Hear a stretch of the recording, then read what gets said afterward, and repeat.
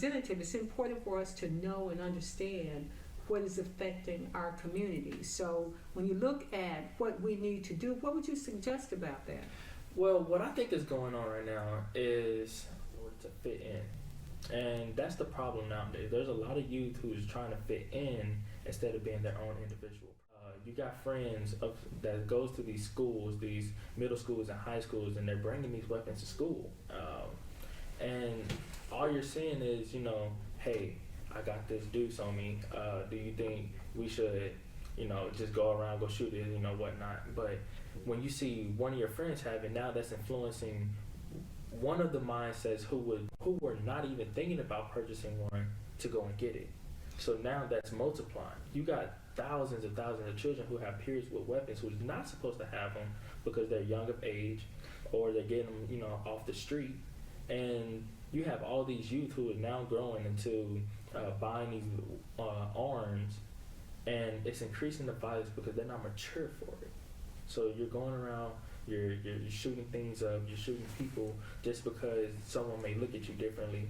Yeah, and in addition to that, though, we have K2. Well, this, I'm saying K2, this synthetic marijuana. Junior, I see you over there laughing. Mass shootings. Even though Milwaukee, this latest at this Coors plant, he was older. It was a employee or a workplace related situation, but we've got to look at this. So let me ask you all this. We have just probably a few more minutes left. What are some of the other issues that are important to you as an emerging young person, a millennial? How do you see your future? Well, you mean like mine personally, or you mean like Gen Z? Yes, yeah. I'm a 1999 baby. I'm a 99 baby. That's okay. Hey, shout out to 99 baby. But I think right now our main problem is finding something for the youth to do. A lot of youth out here, they have a lot of free time, especially when it comes to the summer. Nowadays, youth out here are coming. They're just walking around the neighborhood, just causing trouble because idle time is the devil's workshop. So they have nothing to do, which is the main source of the problem of them leading to gun violence. I believe if we come up with activities that are interesting to the youth, that may reduce a lot of the crime that goes on. And I can speak for Texas and Dallas only because that's where I reside. But I believe if we come up with activities, and this may go nationwide, if we come up with activities to where there is something for the youth to do to take their mind off of things that they're not supposed to be doing, then that can change our future for the whole. Okay, for the legalization of marijuana. She says, oh. But and we're going to talk because the conversation was that marijuana is not the marijuana that most people would think marijuana, that it's laced with so many things. In fact, a police officer and I were talking, he said, well, one thing that me and my family had came up with was Your Network cards. So we build virtual cards for businesses, artists, people who have their own business or trying to come up with their business and to promote it. But what we're doing is we're paying the youth, the one who's causing the trouble, we're paying them to build these virtual business cards for the businesses or the artists or whoever the individual proprietor may be. It's part of the residual income process. And let me say this too, you don't have to be a troubled youth to participate in that program. No, not at all. So this is not for troubled youth. This is also for college kids who are trying to just make an extra income while they're in college. This is also for middle school. They can even go to elementary, but you have to be mature enough. We're not just going to take any elementary kid. But yes, this is for all youth, I would say from ages 13 and up. This right here just gives you an activity while you're in the summer to make money, because what youth nowadays doesn't want to make money. So what do you do? A lot of the youth nowadays, they're sort of persuaded by peers. They feel like they have to have analogy that most people can identify with. It is about going to the Super Bowl. You start out the season where Democrats will compete against Democrats, Republicans will compete against Republicans for the nomination, and whoever wins in that process will move on to the Super Bowl, which is the general election of politics, which will be held in November. That is why it's important for you not just to vote in the general election, but many candidates like me depend on you to get us out of that divisional championship to go to the Super Bowl. So I'm asking you this Tuesday to go to the polls and vote for Barbara Mallory Caraway. I will, yes, I will work hard for you. Yes, you will work with me.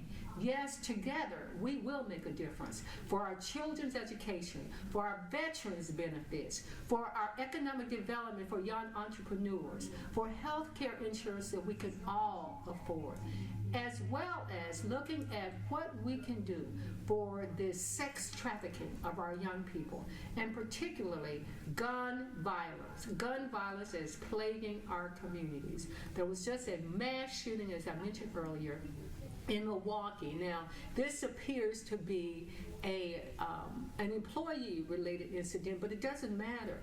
People are under a lot of stress, especially in this political climate.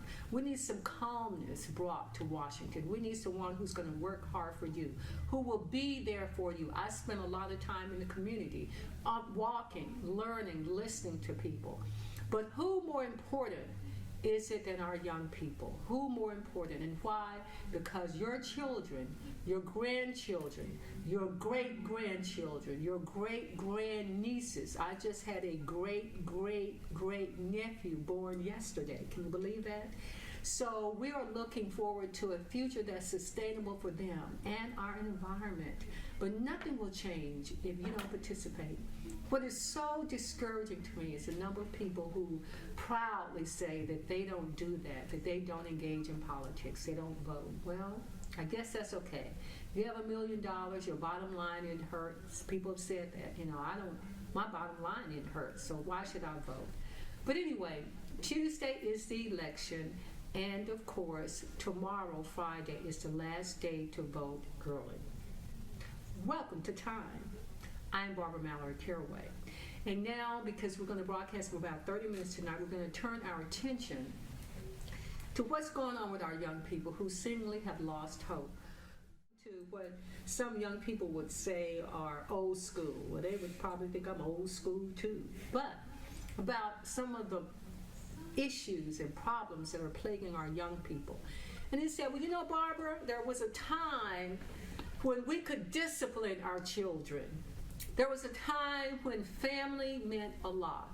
There was a time when in your community, if your child got in trouble at school or in the neighborhood, then it was okay for the neighbor to discipline them. If they got in trouble in school, the principal would discipline them. So what has happened to our society, he said, is that we can't even discipline our own children because they will call the police, we will end up in jail, we will end up with a record. And so how do you do that? Well, sometimes I do take the rod. So I guess if they saw me, I'd get in trouble too, because one time my little nephew and I, he's 6 now, he's probably about 4, and he picked up something, and I said, you are not going to do that. You cannot do that. And I looked up the cameras, and I said, yes, I'm going to spank him right here, and you can call the police if you want to. So he understood, and he understood that in order to take anything out of the store, you must pay for it. And he understands sometimes you can't always get that. So where is it with the dynamics of our young people? We're going to talk with Isaiah Cherry and, of course, Lauren. But Lauren, I wanted you to come back because to continue our conversation. The last time you weren't here, you caused what somewhat of a stir. Talking about the legalization of marijuana. She says, oh. But and we're going to talk because the conversation was that marijuana is not the marijuana that most people would think marijuana, that it's laced with so many things. In fact, a police officer and I were talking, he said like K2. Well, you know, I'm saying K2, this synthetic marijuana. Junior, I see you over there laughing. He's having a thing. But we're going to clear that up before we move on to gun violence. But are you sure? Because see, as a representative, I just can't go on my personal beliefs. I must represent. Isaiah's over here laughing. This is a serious situation. Well, I mean, yeah, we can start with the fact that K2 and traditional herbal marijuana are two very different things. they call it synthetic marijuana, but the very name synthetic already lets you know that it's not like real. It's not plant-based. Mr. Isaiah Cherry, you have something to say about that? You seems to find that amusing that I'm talking about the legalization of marijuana, because that in some states, particularly in California, Colorado, sorry, the irony is you have all these young black and Hispanic males and females who are incarcerated for even possessing just a small amount of marijuana, and I think that that's where some of the conversations start to evolve, is the difference between powder cocaine, crack cocaine, marijuana, and they're thrown into prison. With our judicial system, it doesn't allow a whole lot of room. You have these mandatory sentencing laws, so the fact that even our local DA said he's not going to even prosecute people with a certain amount of possession. So before we go into this gun violence, Isaiah, what's the little thing that I hear over there? Well, I'm hearing you talk about K2, and that's an interesting topic. I don't know if you hear me. Not a lot of people really speak upon K2. More of the discussion when it comes to marijuana is just marijuana itself. It's just very uncommon to hear about K2 nowadays. More when people speak about marijuana, it's about the legalization, like how you said earlier. It's just about the legalization of marijuana, and if it is going to be legal, you hear about Canada making it legal, which is influencing America to kind of do a little bit better when it comes to legalizing marijuana within the states. Now, when it comes to, I also did hear you say about the penitentiary of people getting locked up because of cocaine, different other drugs that may be a little bit heavier than marijuana. Only thing I gotta say about that is I believe that I don't think they should get lighter on it. I don't know what your side was on it, but I believe that people who do sell, or people who do emphasize purchasing heavier drugs, I don't think they should take it lighter when it comes to those. So what about the legalization of marijuana? Do you have a position on that? Now, only thing I gotta say about the legalization of marijuana, because I don't smoke it, it's a topic that most people are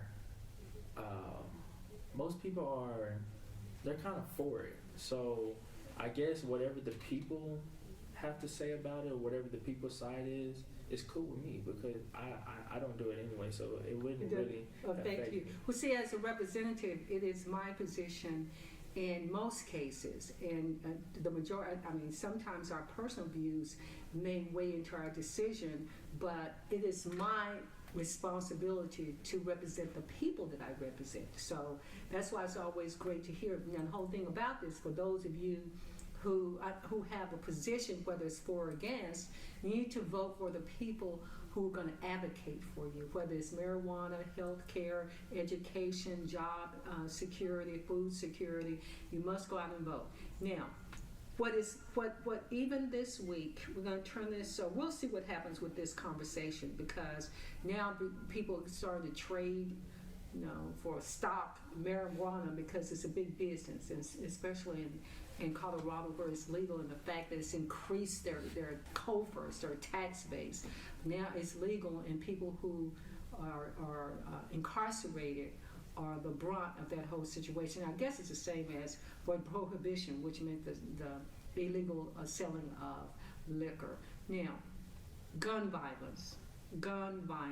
One of these days, I'm going to tell you a story how I was recently affected by it. Someone running down my street just shooting. But Lauren, yes. What are we going to do about this gun violence with young people, where you have the fact that you can buy it on the street, which means these guns. Last time we were here, I asked, where do you get these guns? And so someone said, on the street. On the street, you can get anything on the street. So tell us a little bit about what the Peace Center, if at all, do you all engage in conversations about guns, gun ownership, what Congress should do about guns and gun ownership, background checks? Yeah, so I definitely believe in gun violence prevention. At the Peace Center, we take the position of anti-war. So that extends on an international level, but also local level as well. We believe that we should live in peace amongst each other and coexist in peace. So that's kind of where our intersection comes with the gun violence conversation, because we have a strong partnership with an organization called FCNL, Friends Committee on National Legislation, which is a Quaker public interest lobby group. And they are traditionally anti-war. They've been around 75 years, so founded around all the things happening around war 75 years ago. 75 years ago. I'm trying to figure out which war was that 75 years ago. So we need a history buff. I believe it was coming to the end of one of the world wars. Yeah, probably World War II. Because I know the United Nations was founded in 1942, so, and I have a feeling that's approximately 70 something years ago. So, and they founded because of after the Second World War. So the reason that Friends Committee on National Legislation is important to the Dallas Peace and Justice Center, the work I do, is because I'm currently an Advocacy Corps fellow with them, along with some other young people. I'm 28. I'm actually one of the oldest people in the program, but I have colleagues in the program as young as 18. Wow. And we're from all over the United States, and we meet up 3 or 4 times face-to-face throughout the year. And then the other time during our program, we've been in our respective cities. So me here in Dallas, I have friends in Alabama, some friends in the Carolinas, people, Ohio, somebody's in Seattle. We're literally all over the United States plugging FCNL's public education and information around gun violence. And we specifically focus on 2 bills. We're focusing on a House bill and a Senate bill. So Senate Bill 42 is the Universal Background Check Bill. Mm-hmm. And that's what we feel is one of the ones that is most important right now, because we don't have a federal background check. So when it comes, that's how, like you were talking about, what we call street guns, even though there's levels to that, but you could have like scratch offs, or you could have like what I consider a street gun is literally somebody gets it online or at a gun show, and you don't have to go through, the background check process is not as extensive, if existent at all, when you buy it online or at a gun show. And the only thing that could really intersect that and stop that would be a federal universal background check bill, which so Senate Bill 42 would address that. And so myself and another colleague, her name is Giselle Estrada, who's also the Dallas organizer on this issue, we're working with the offices of Congresswoman Eddie Bernice Johnson. I know. Senator. Nothing has happened. Yeah, Senator. Nothing has happened. Senator Cruz, Senator Cornyn's office, and then I'm actually not in your congressional district, but I'm Congress Lance Gooden. Okay. So I'm actually, it's kind of strange. I'm like the very tip of Dallas that extends to the rest of rural Texas, but I'm like the only metropolitan part of his district. So it's interesting having conversations with him because his mindset is rural Texas. Well, that's the majority of his district. Yeah. And our district is the one that's been riddled by all So I think that would be interesting to see. That'd be an interesting conversation maybe for another day or later in this conversation of how the difference on the topic plays out in the inner city, but also in the rural area. Now the only thing about that is the Constitution. I support and am a Second Amendment rights person. And I believe that citizens should have the right to bear arms. Now that's a whole different conversation, but becomes convoluted sometimes because they think that there should be just a blanket right to do whatever you want to with these guns. So at the Peace Center, how do you separate the constitutional? And that's what people have to realize, that the Constitution allows certain rights, certain inalienable rights. And the Second Amendment is one of those rights. But we have to work within that to make sure that we can work with our rights as avoided by the Constitution. So how do you balance that? Yeah, I think the balance comes in with the second piece of policy that I'll plug in here, which is House Bill 1236, which is the Emergency Risk Protection Order, which for short is called ERPOs. So that, I think, is important to what you're talking about right now and how we balance that, because I am a pacifist, but I also believe in Second Amendment rights. Now, having lived in Texas for almost 3 years, it crosses my mind every other day to purchase a gun, a handgun. But also, I mean, I have not had my own affinity for guns, but I have a brother who's an outdoorsman. He hunts. He's literally the Black Paul Bunyan. So, you know, he has all types of different firearms under the sun, but he uses them responsibly. You know, I grew up in a house with his guns. Some were semi-automatic weapons and things like that, but you know, like obviously like in the realms of the legalities of what you can have, but even, you know, the legal kind of like higher firepower weapons can still do like significant harm. You know, like an AR can do significant harm to a lot of people in a short amount of time, even though that's technically on the scale of a legal high-power firearm. Okay, Isaiah. It's not. What, now, is there a difference between how men and women, young men and women, feel about gun possession, gun ownership? How do you feel about it? Well, I can only speak for the men's side. I don't really know how women feel about weapons, especially the rights to bear arms. Especially now that it comes to men and children. I mean, women and children are the ones to be saved. A lot of men are the ones that's going outside doing a lot of the harming, which is also a big problem when it comes to, I believe, what was your name again? Laura. I believe Laura said earlier that, you know, it's kind of becoming like a blanket to purchase weapons. I do believe that it could become a bit stricter. There is a lot of gun violence when it comes to Texas in 2019, and Texas is very light when it comes to weapons because it is a rural state, and it also, you know, there's a lot of hunting, but a lot of people is taking that for a disadvantage of the advantages. Well, what about in terms of, because recently these shootings with young people, they have been dated. People who are dating women who are killing them. You have men who are killing young men who are killing each other. Texas has one of the highest gun violence rates in the country. Dallas.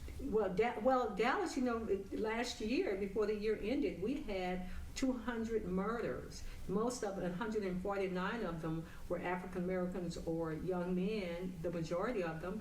And now we've started out already in Dallas, where you have a large number of gun violence related incidents. Yes, ma'am. Yeah, so we have to, as a representative, it's important for us to know and understand what is affecting our community. So when you look at what we need to do, what would you suggest about that? Well, what I think is going on right now is a lot of the youth nowadays, they're sort of persuaded by peers. They feel like they have to have, they have to do certain actions in order to fit in. And that's the problem nowadays. There's a lot of youth who's trying to fit in instead of being their own individual person. You got friends that goes to these schools, these middle schools and high schools, and they're bringing these weapons to school. And all you're saying is, you know, hey, I got this deuce on me. Do you think we should, you know, just go around, go shoot it, you know, whatnot? But when you see one of your friends have it, now that's influencing one of the mindsets who were not even thinking about purchasing one to go and get it. So now that's multiplying. You got thousands of children who have peers with weapons who's not supposed to have them because they're young of age or they're getting them, you know, off the street. And you have all these youth who are now growing into buying these arms, and it's increasing the violence because they're not mature for it. So you're going around, you're shooting things up, you're shooting people just because someone may look at you differently. Yeah, and in addition to that, though, we have these mass shootings. Even though Milwaukee, this latest at this Coors plant, he was older. It was a employee or a workplace related situation, but we've got to look at this. So let me ask you all this. We have just probably a few more minutes left. What are some of the other issues that are important to you as an emerging young person, a millennial? How do you see your future? Well, you mean like mine personally, or you mean like as the I think youth? he's Gen Z. Yes, yeah. I'm a 1999 baby. I'm a 99 baby. That's okay. Hey, shout out to 99 baby. But I think right now our main problem is finding something for the youth to do. A lot of youth out here, they have a lot of free time, especially when it comes to the summer. Nowadays, youth out here are coming.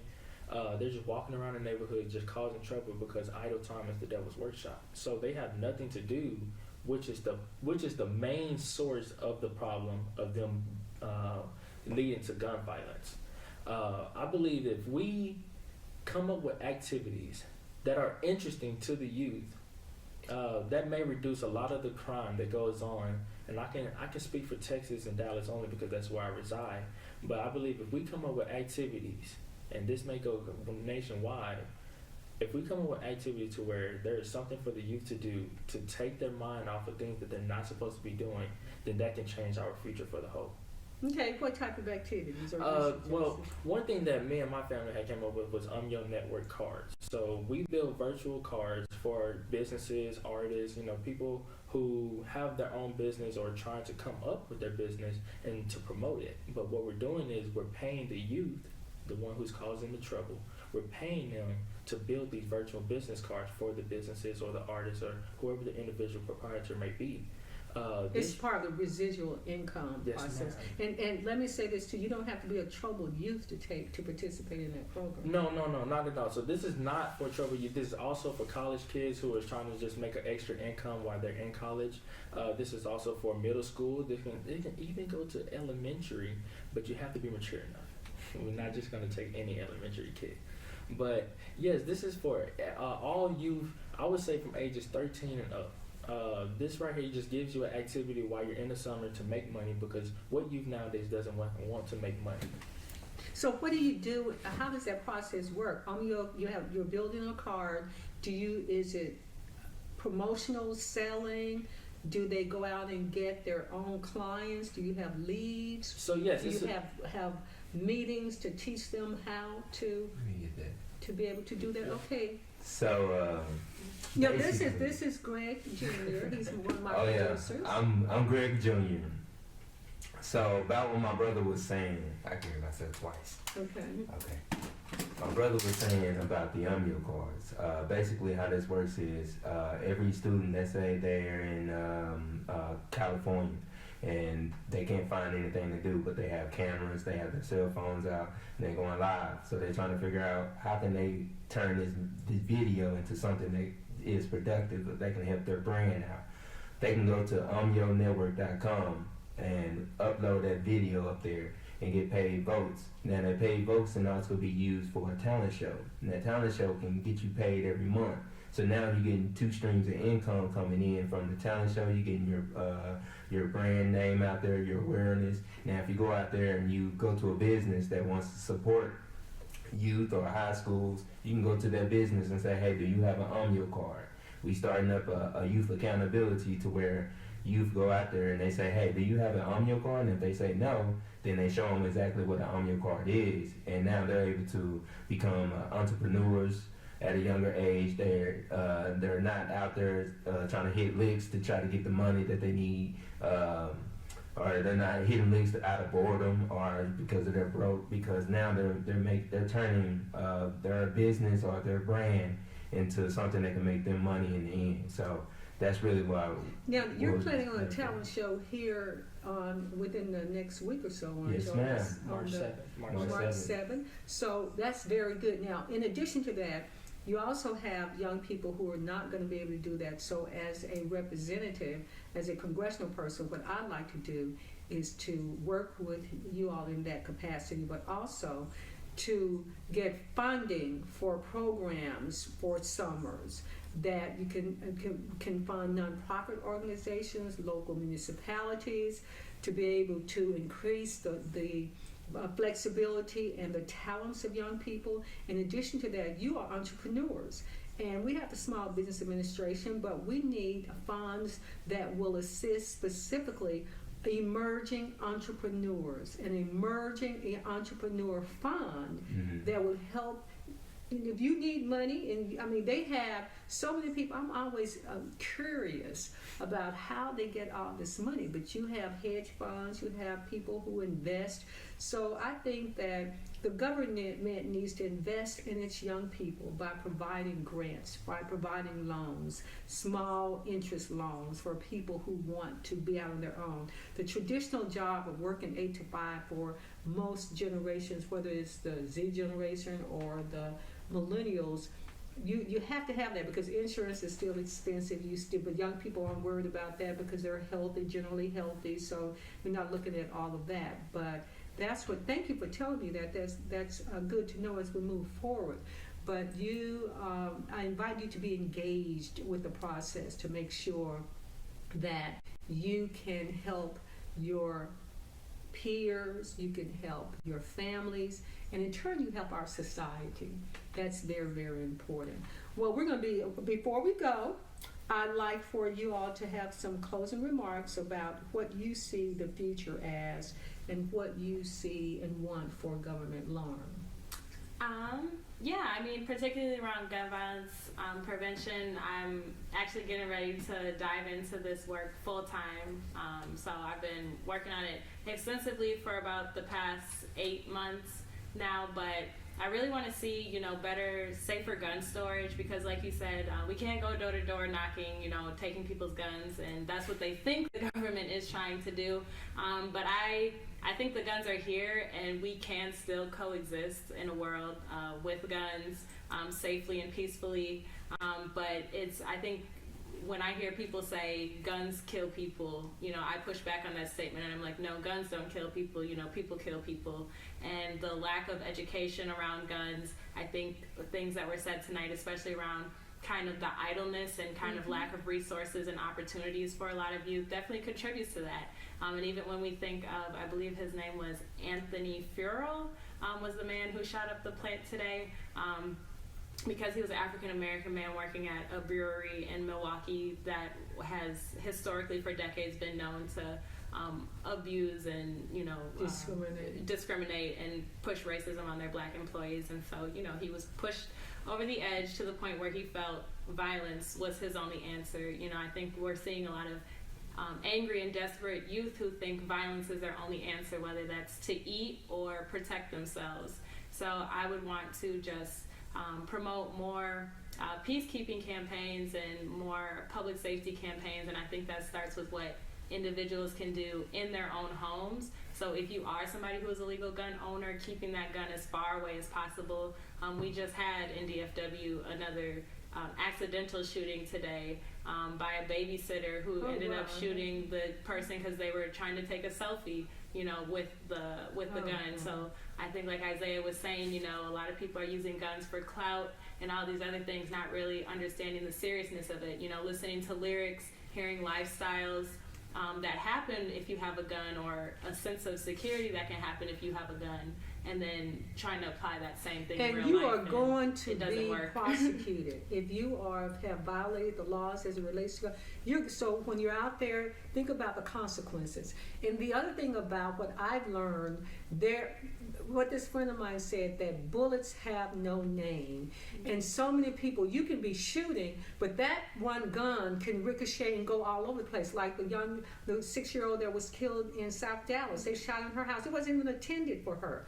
But these guns travel at a high speed, and they're powerful, and they do a lot of damage, and they go everywhere. There's until they can lodge into something, they keep going, and the consequences are dire, and the consequences can be fatal, and the consequences can be damaging. So people have to realize this is nothing to play with. This is not a reality show that when you turn off the TV, you turn on another channel, that the actors are going to appear in another movie. This is reality. This is real. This is not where you go and just think that you're going to get a second chance. A lot of people don't. Isaiah? Not at all, not at all. And I definitely agree with Laurel, and I also agree with you, Barbara. I believe that the way that the nation is going right now, as far as when it comes to youth, it's not looking right. It's not looking, it's very slight. Unless there's something that we can put into place to where we can manage these youth or properly set different legalizations and different laws to put into place where, we're able to control something, it's never going to change. The way the music is going, people are falling into peer pressure and they're falling into, I got to be cool, I got to be this, I got to be that, and that's not the way to go. Especially when you have these phones and you have mass communication, you have technology that, what Junior said about, Greg Jr. said about this brand that they're trying to promote and build, and it's done at the flick of a finger. You can just do everything at the flick of a finger. So what we have to do is be about the business of about community, government that's empowering and not demeaning, and make sure that are you registered to vote? Yes. Okay, will you be voting on March the 3rd? Have you already voted? I have not voted. Now, tomorrow's the last day of early voting. I was seeking to that. See, he's come. What about you, Greg? I haven't voted yet. Yet. He said yet. And then Lauren has already said that. Have you voted already? I will be part of the Super Tuesday Madness. All right, well, the Super Tuesday Madness. Actually, because I still vote back home. Oh, okay.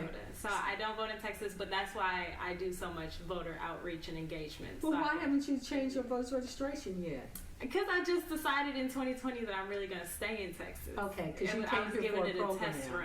Yeah. Yes. And okay. So you got, you in Texas, you got to do what the Texans do, and we got to vote. Yes. So remember that it's time for me to sign off for this Thursday evening, and I will not be back on the air until after the election. Tuesday is the election. It is Super Tuesday. 14 states will be going to vote, and the reason that is so important is because of this presidential race. We're going to find out where each candidate is. There are 7 candidates left in the race, and they're going to be counting on Super Tuesday to help them place in this 7-horse race. So I'm not calling people horses, though, so don't say that. It's only a metaphor. But what we have to do is early voting in Texas ends tomorrow, and then the election is Tuesday, March the 3rd. So I'm going to be fighting to the end, and I hope that you will vote for me, Barbara Mallory Caraway, U.S. House of Representatives, Congressional District 30. My name is number 3 under that race. March the 3rd. Number 3. 3 on 3. I'm Barbara Mallory Caraway. Thank you for joining me, and it's time for me to say goodbye. We'll see you next week. Thank you, Lauren. Thank you, Isaiah. See you later. Introducing UmyoCards.com, UmyoCards' newest business-to-business and business-to-customer branding app, employing youth, educators, school staffs, youth clubs, nonprofits, educational institutions, and families internationally with residual earnings while empowering small business owners. Residual simply means the money never stops coming in, even if you decide you want to take a year off. Umyo's objective is to become the only virtual card service that's for the people. Umyo Cards not only keeps track of leads while helping business owners engage with their contacts on the regular, but Umyo also offers a special platform to stay in the know. A 50-50 partnership with a new way of fundraising. With half the shared interest going back to our communities weekly, you become your own boss with your own product. Simply provide your name and email, and you will receive a personal referral link that you can share with potential small businesses and existing partners in your area. Join us today and discover the many advantages.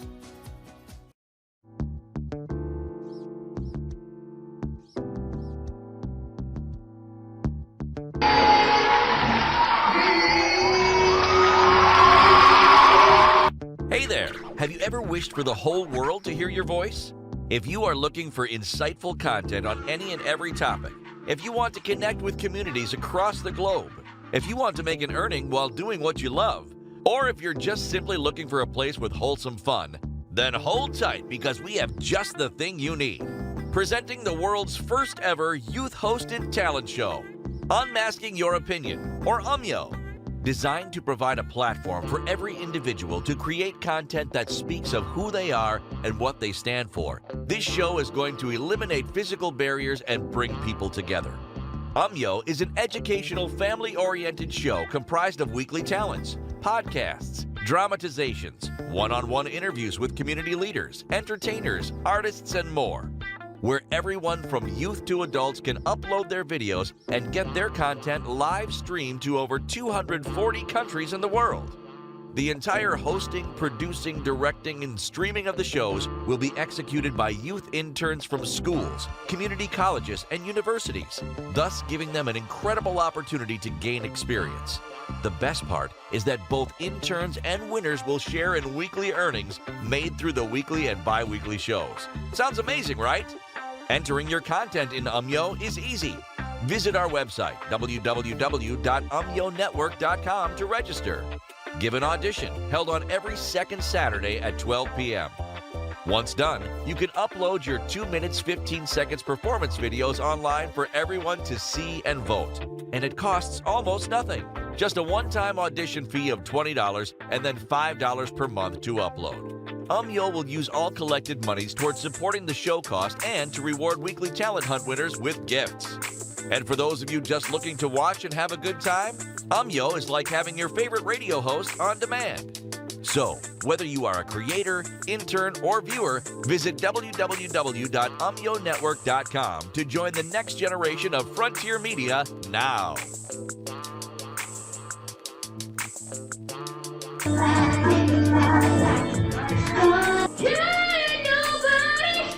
How's everybody doing? This is a song about a friend on the road.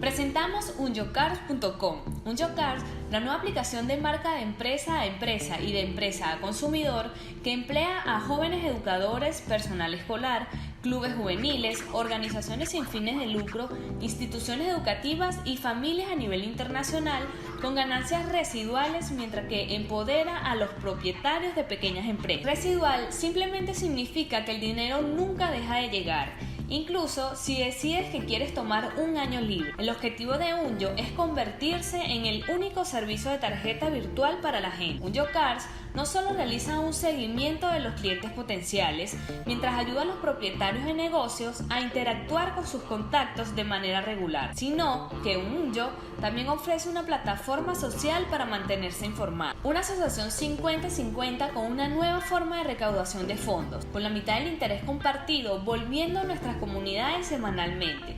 Te conviertes en tu propio jefe con tu propio producto. Simplemente proporcione su nombre y correo electrónico y recibirá un enlace de referencia personal que puede compartir con posibles pequeñas empresas y socios existentes en su área. Únase a nosotros hoy y descubra las muchas ventajas.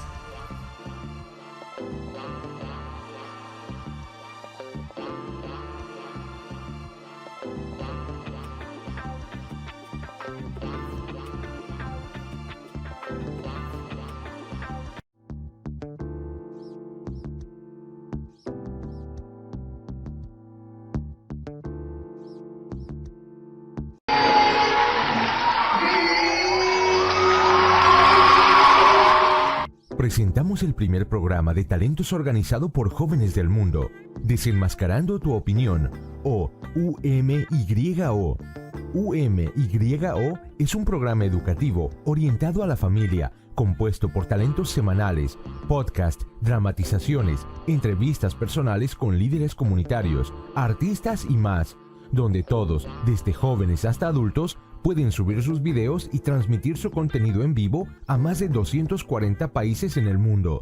El alojamiento, la producción, la dirección y la transmisión de los programas serán ejecutados en su totalidad por jóvenes pasantes de escuelas, colegios comunitarios y universidades, lo que les dará una oportunidad increíble para ganar experiencia.